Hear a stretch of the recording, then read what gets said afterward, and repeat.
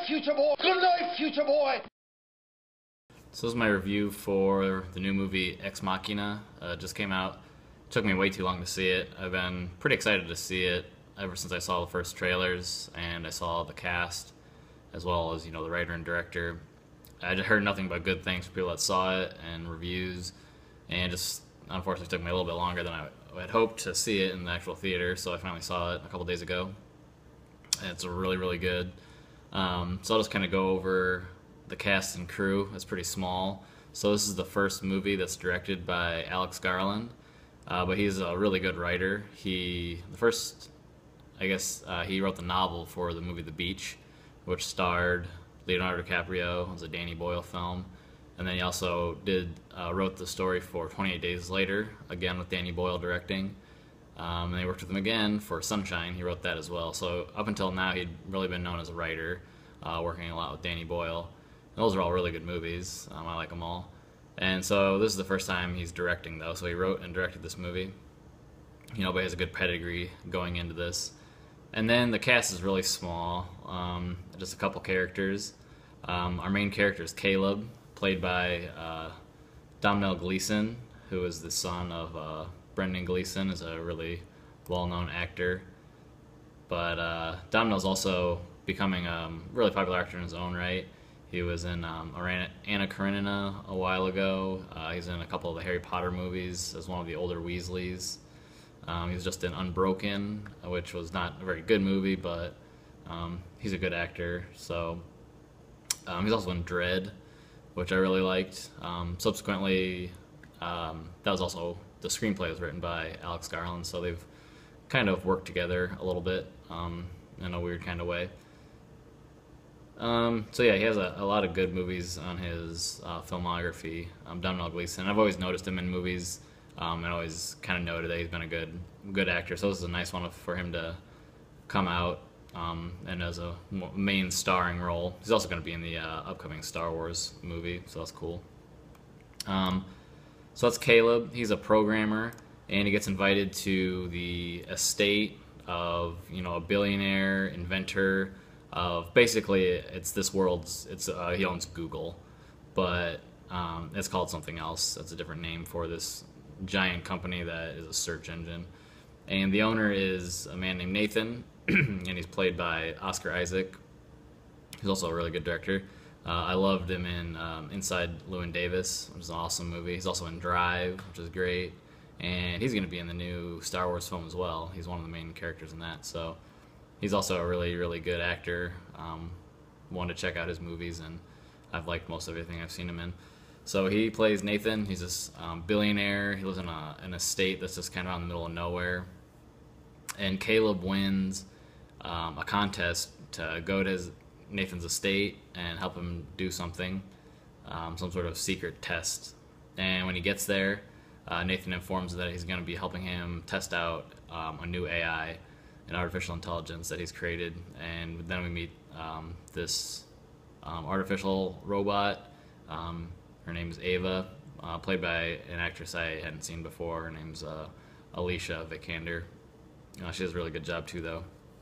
But anyways, so Caleb is introduced to Ava, and his goal is to do the Turing test, which is to test the intelligence of the AI to see if a person would be aware that they're actually speaking to a robot or not. And so that's his goal, and he has a couple sessions where he's doing this. But of course, the story is not about that. It starts to turn into something else, a thriller, and it gets spun in a couple different ways. Caleb is starting to question what Nathan's real motives are of bringing him there, and he may be getting a little more infatuated with Ava than he thinks he should because she's a robot. And I don't want to get into spoilers, so I'll just say as things progress with his sessions with Ava, and his mind starts to kind of question what he's really doing there and if he can be trusting Nathan or not. And this movie is awesome. So I really, really liked it. It was an amazing sci-fi thriller, and just everything about this movie works. It works amazingly well. The acting is incredible by everybody. The look of this movie is just awesome. The cinematography is great. It's very, I mean, there's not a lot of places that they're visiting. It all takes place in this one house, but it's this amazing minimalist house that's kind of set into some cliffs, and it's also a lab where Nathan is doing all of his testing. It just has this really cool look to it. And then, I mean, the main attraction, the main star is Ava, and what they did to make this actress look like a robot is incredible, because all you really see is her face.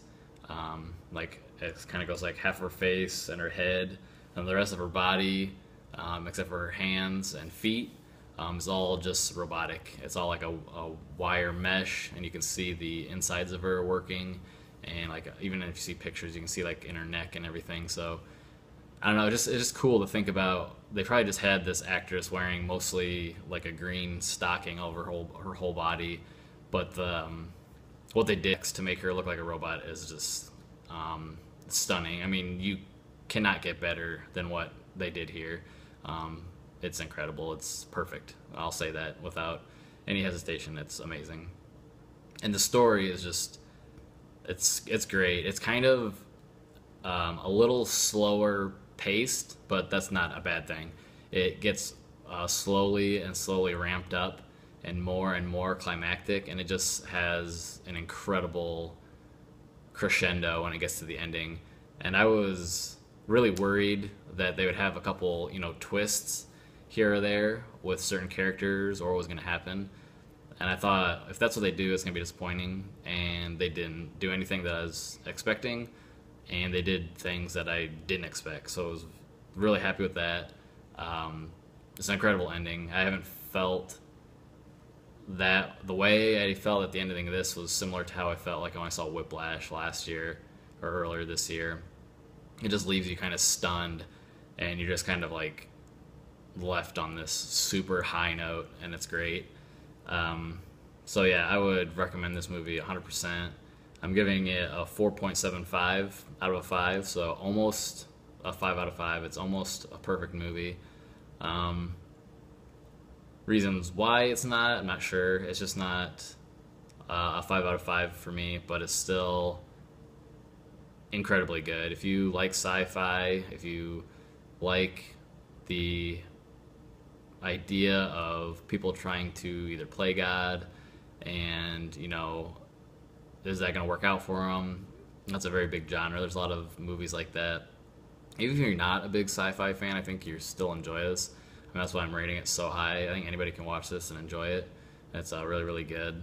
So I had a couple movie connections, but I couldn't really think of anything super similar to this film, but I wrote something like THX 1138, the George Lucas film.